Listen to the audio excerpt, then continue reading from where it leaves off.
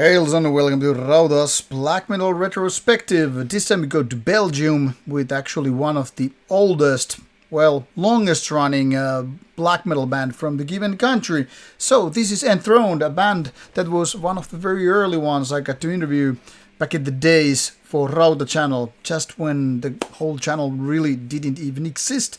So the least I could do for this kind of band and remind of that early interview is to do a retrospective video, which means I went through all the albums, some of the other releases, read most of the lyrics I could find, was checking out through the covers and making mental notes about this and that. You probably know the drill. So we're gonna talk about that and showcase what's going on here.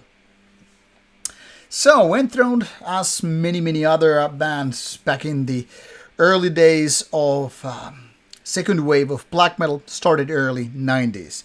Now obviously a lot of bands from Greece and Norway had a kind of a head start, meaning a lot of bands started either already early 80s, especially in Greece, and then again a lot of those Norwegian bands were very much on the top of their game around 1990, 1991 and so. But things were stirring up in other parts of the world, including Belgium, and Enthroned was definitely one of the bands that were pretty early on to put their country on the map, and as such they quickly became, I guess, one of the most known, or maybe the most known black metal act from Belgium, which has never been exactly the kind of a big country for black metal. I mean, as opposed to obviously already mentioned countries like Norway and Greece, but also countries like, Sweden, Finland, and so forth.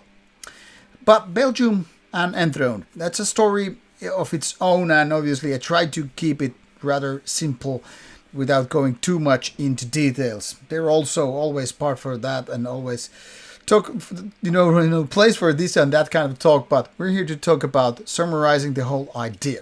So, early 1990s, the band was founded and soon that was followed by a demo, as it is supposed to happen back in the days. And I would still say, for a lot of bands, they still should do demos first before moving on to albums.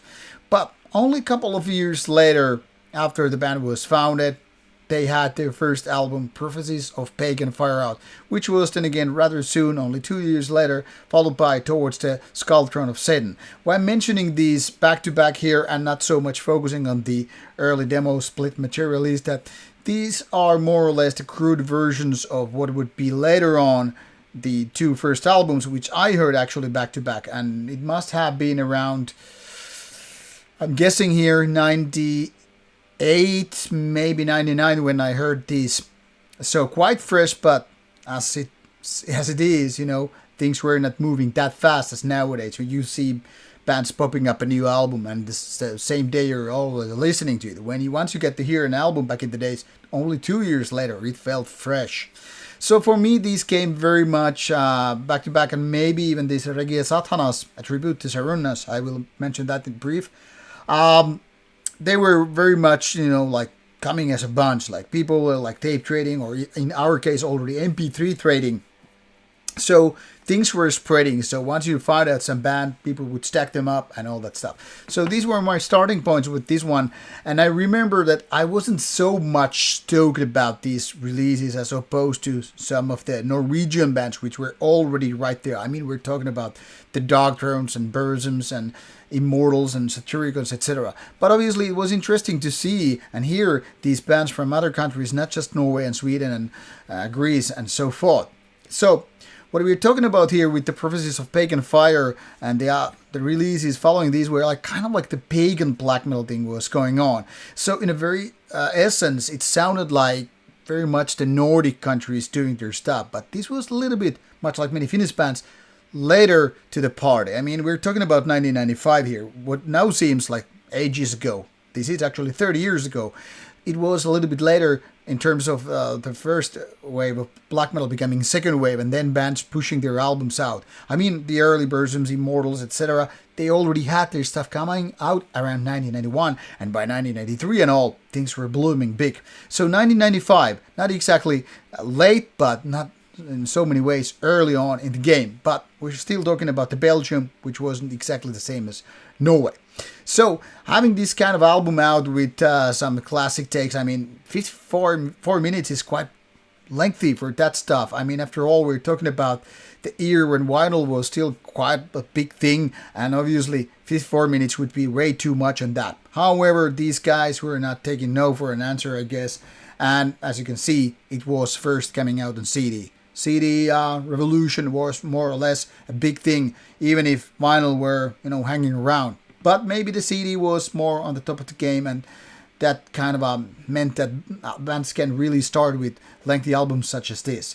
So 10 tracks and 54 minutes is a little bit much for a new band to come out. And then you had these album covers, which were kind of like nice idea. The execution maybe not so much. This is very, very much kind of a visualization of the whole era. You maybe didn't have the best painters or drawers or whoever in the game, but you had the nice ideas, and as such you would have these very mystic, very occultic, and all that stuff going on with the covers. Either way, these two albums which I'm talking about here, the two first ones obviously, were kind of a mess in so many ways. I mean, while at the same time we're talking about these pagan black metal things, and that really means, that some people understand it's not the rawest thing out there, and there's definitely this kind of a folky but pagan tradition going on. So it's almost like the band is sitting on a fence, like whether we should go full dark, evil, raw and all that stuff, or should we have a little bit more melodic and easy to approach kind of a music, borderline catchy thing going on. So Enthroned obviously had their logos, you had the inverted crosses and pentagrams and all, and of course Satan was already there, in the lyrics and in the song names and all that stuff. And George the Skull Throne of Satan sounds so badass for an album name, I mean. And these kind of covers, I mean, they would really do the trick. Once again, we're maybe not talking about the greatest artists out there, but I mean, there's still something very visually, entertaining and interesting. I mean, there's this, satanic creature, the goat one, and then there's this kind of a Valkyrie creature, and we're obviously talking about some kind of dungeon and cellar. This is all you needed back in the days for a teenager getting into the darker aspect of music, and then these interesting, song names to ultimate horde fights. Doesn't sound too great, but, back in the days. Or the Antichrist summons the Black Flame. Man, that sounds so badass.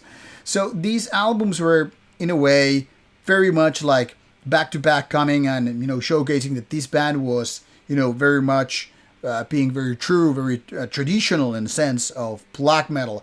So they were taking the Bathory goat things and, topics related to Satan and also this mythological things, and putting it all together.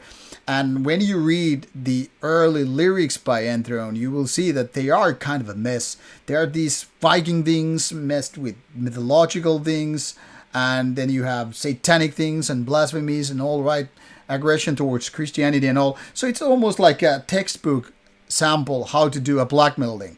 Musically, they're pretty decent, but not exactly as good as a lot of the Norwegian and Swedish bands back in the days. But still to these days, even if you could say the sound could be so much better, I mean, totally a thing worth listening to.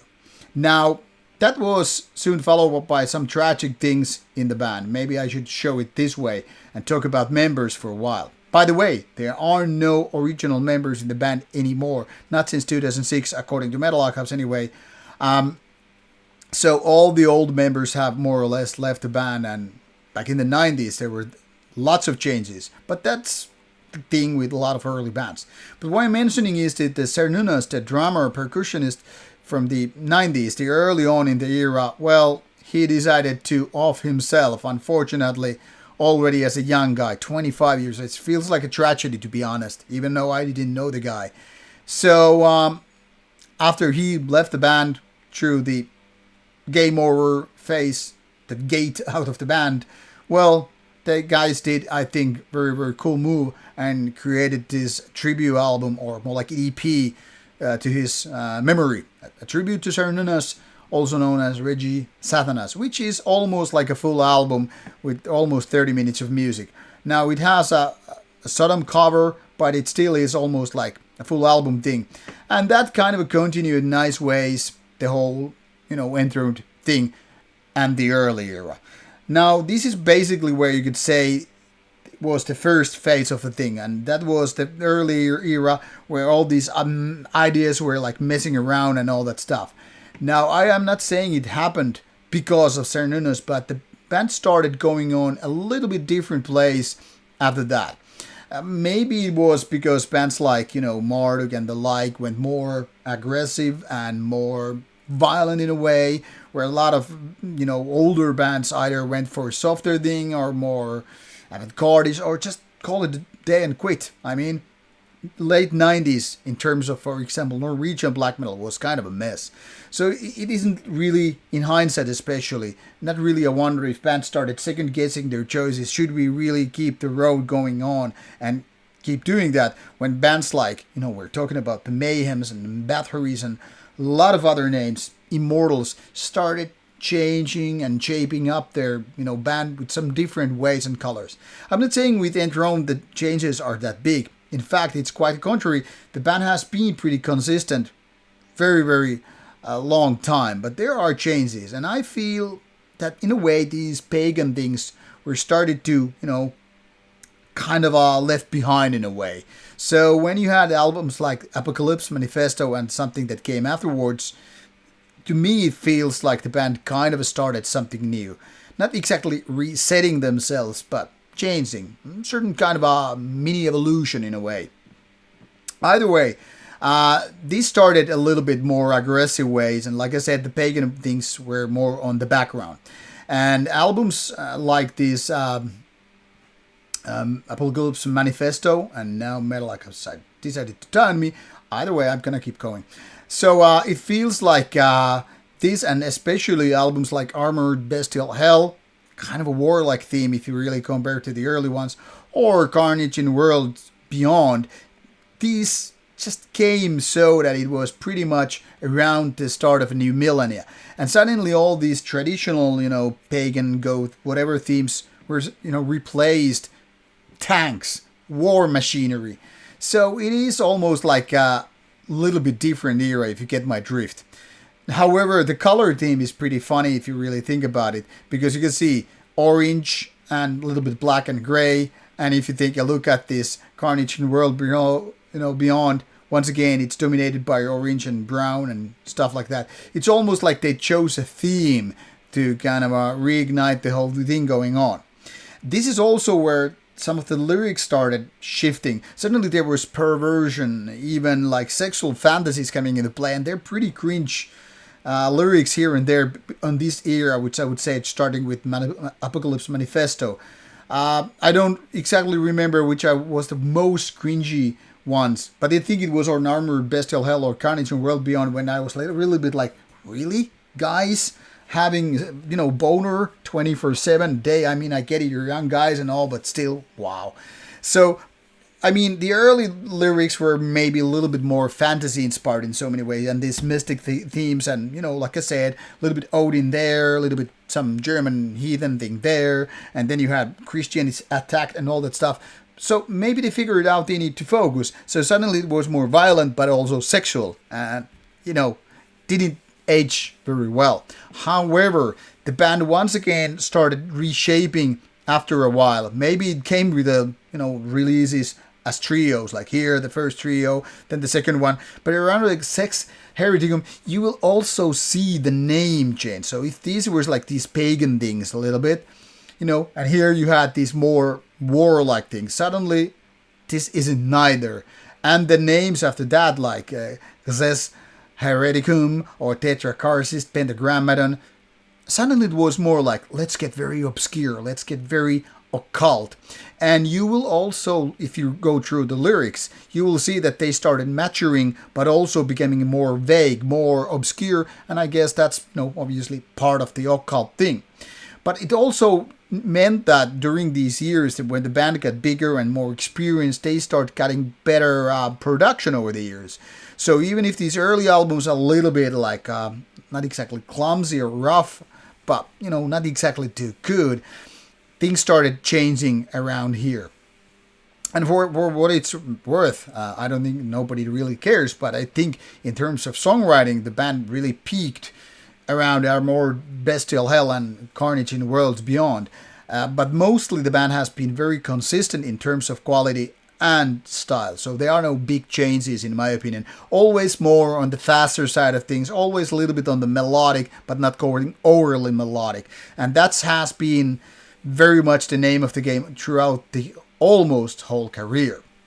But as I was mentioning, if you look at these, song names, for instance, on Xes Hereticum, they're very, very different from what you had already seen before. Like I mentioned, some of the more blasphemous name or anti-Christian name, already satanic names were suddenly, replaced by things like what it could be, Vortex on Confusion. That could really be some kind of a new metal song, if you really ask me.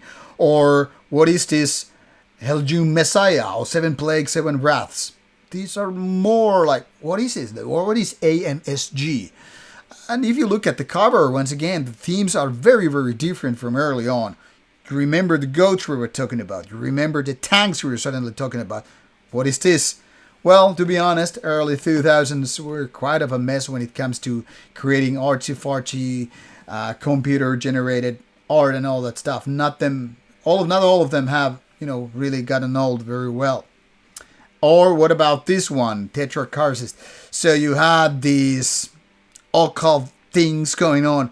And what are we talking about Scorpion's album here? Like, okay, now I'm joking, obviously. And there is, of course, a lot of symbolism here, but let's be honest about it.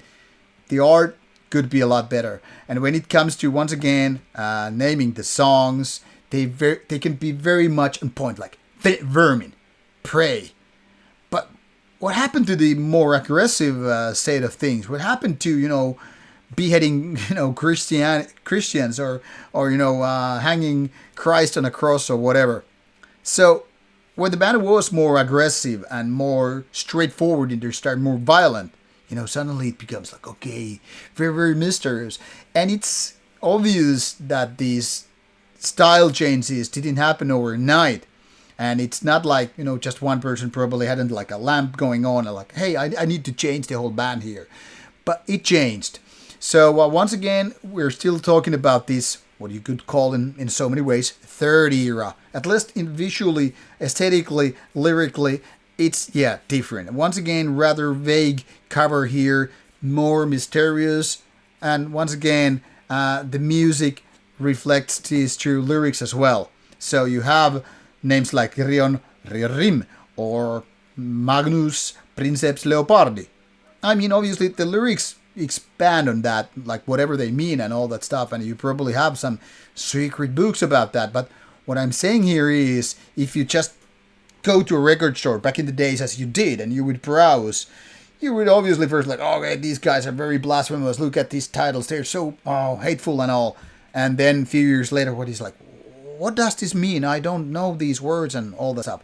So it's almost like different eras, different years and all that stuff.